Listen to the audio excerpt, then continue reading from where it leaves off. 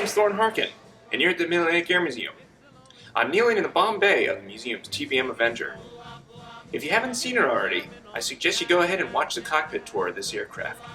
But today, I'm going to go ahead and show you the outside of this aircraft and then the crew compartments. Let's start here in the Bombay. The pilot was gracious enough to leave the Bombay doors open. You're viewing the Bombay from below the engine looking rearward.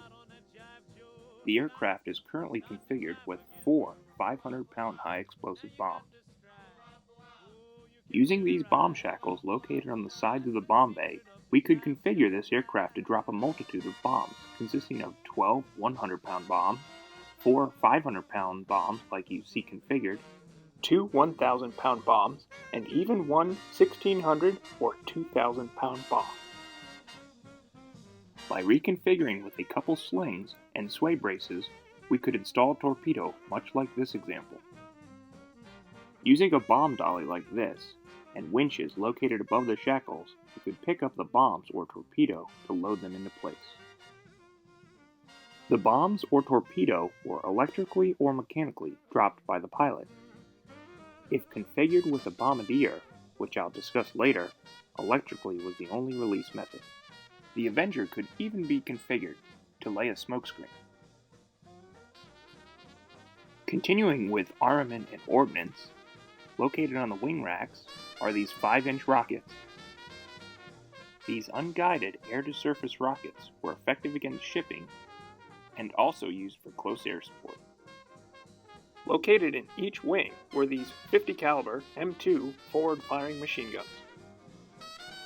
These were intended to harass and suppress any anti-aircraft gunners while making a torpedo run against a ship. Located here is the access panel. Here you have the Ventral turret, or Stinger.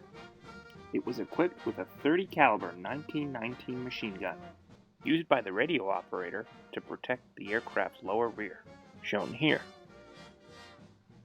You'll notice attached to the barrel is a 16mm gun camera. These were used to help verify if an enemy was shot down or not. You'll notice there are a handful of them on this aircraft. There is the forward-looking camera. This would be used to see how effective the pilot's suppressing fire was. There's one more of these 16mm cameras I'll show you when we explore the turret. You're now looking at the underwing mounted torpedo camera. This camera was equipped with a wide-angle lens and used to evaluate the pilot's aim and release of a torpedo. Slung under the opposite wing is the radar pod. This APS-4 radar was used to track air-to-air or air-to-surface targets, like ships. Once inside, I'll show you where the scopes would be. As a Navy carrier-based aircraft, slow-speed qualities were very important. A unique feature of the Avenger are these slats. Located at the leading edge of the wing, these slats increase lift and help maintain aileron authority while at high angles of attack. If you watch the cockpit tour, you may remember I discussed the inertia starter. I have attached the hand crank which is used to spin up the inertia starter. This can be used to save the battery, as the batteries used during World War II weren't as reliable as the modern day. Let's talk wing unfolding. If the engine is not running, we can either pump the wings using the hydraulic hand pump, located on the right side of the cockpit, or a handful of able bodies to push the wing into place. I'll disconnect these wing fold cables and then stow them in here. Once the wing is in place, I can use this stowable handle to actuate the wing locks. Here you can see me checking the oil. This is a good way to get over your fear of height. This will pretty much conclude our outside tour. You may have already surmised, but the Avenger consisted of a pilot, gunner, and radio operator bombardier. Let's go ahead and take a look at the crew stations.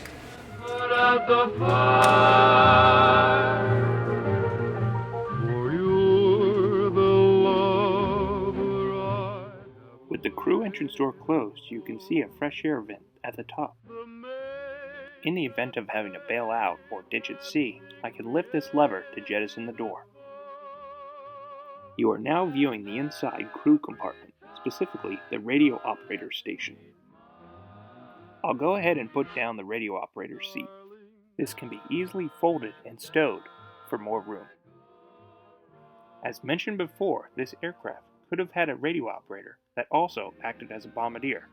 Taking a closer look, we'll start from the lower left.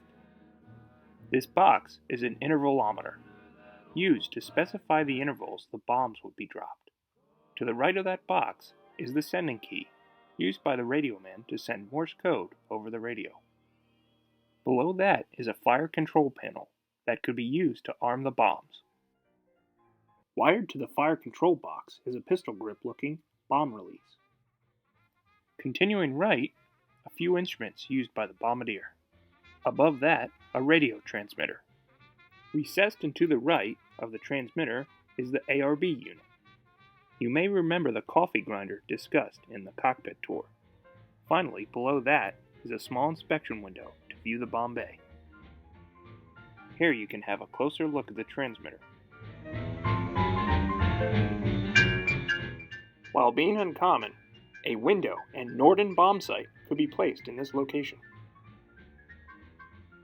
Here's a closer view of the bombardier's equipment. Here's the view through the Bombay inspection window. With the radio operator's seat folded up, we'll take a look at the Stinger, or Ventral turret. The 30 caliber M1919 machine gun would be fed by this magazine.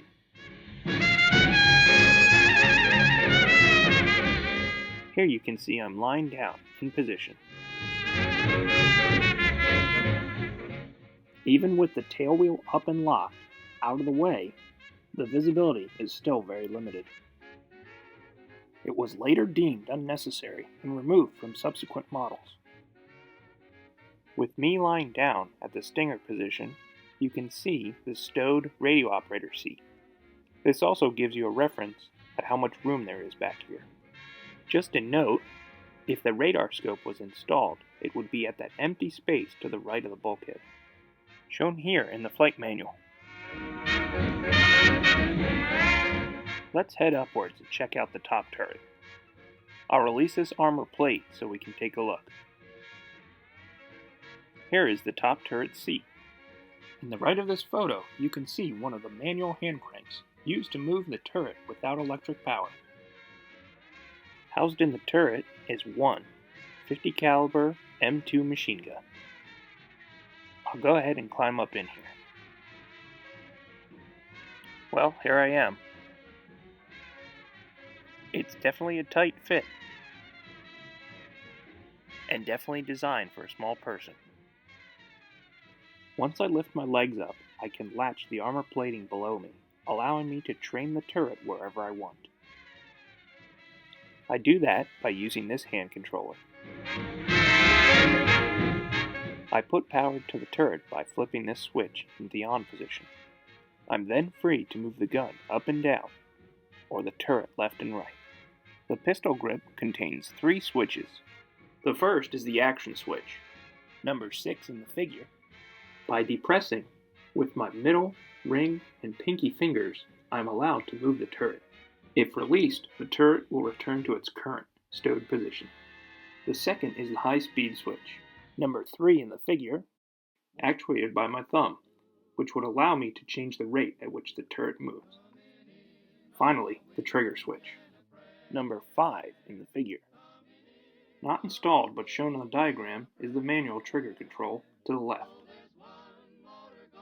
Here you see the reflector gun sight and dimming switch. This is the view you would see if you were aiming down the gun sight at a target. The turret also has a backup ring and bead sight. Located above the barrel of the machine gun is this 16mm gun camera. In the event of an emergency and having to egress the turret, I can spin this handle and push the window out. Alright, I slipped down and out of the turret, so let's go ahead and move forward. You're now looking at the rear cockpit. It's currently configured for an observer. More commonly placed here was the autopilot control hydraulic autopilot servos, and radio equipment. They waited for a word. Here you can see I have opened up the access canopy. Located aft of the observer seat and forward of the top turret is a life raft compartment. I'll now head on aft and exit through the crew door. We can still carry on, coming in on a wing and a prayer. What a show! Before I finish, I want to show you a couple other features. You'll notice on most Navy aircraft of World War II, these blue lights. These are called formation lights. Turned on and used at night, these lights aid the wingman in keeping in position at night. There's a light on the top of each wing and one aft towards the tail. Located on the left wing is the approach light. Depending on the angle viewed, this light and filter would be illuminated green, amber, or red. This was used by the landing signal officer to aid in guiding the aircraft on a specific glide slope to catch the arresting wire with its arresting hook. You can see I'm demonstrating how the approach light would work on this Eastern Aircraft FM-2 Wildcat. We hope you enjoyed the rest of your tour of the museum's TBM Avenger. You can visit this aircraft and many others like it at the Mid-Atlantic Air Museum. And don't forget, you can go ahead and book it for your air show. Until next time, we'll see you around the pattern.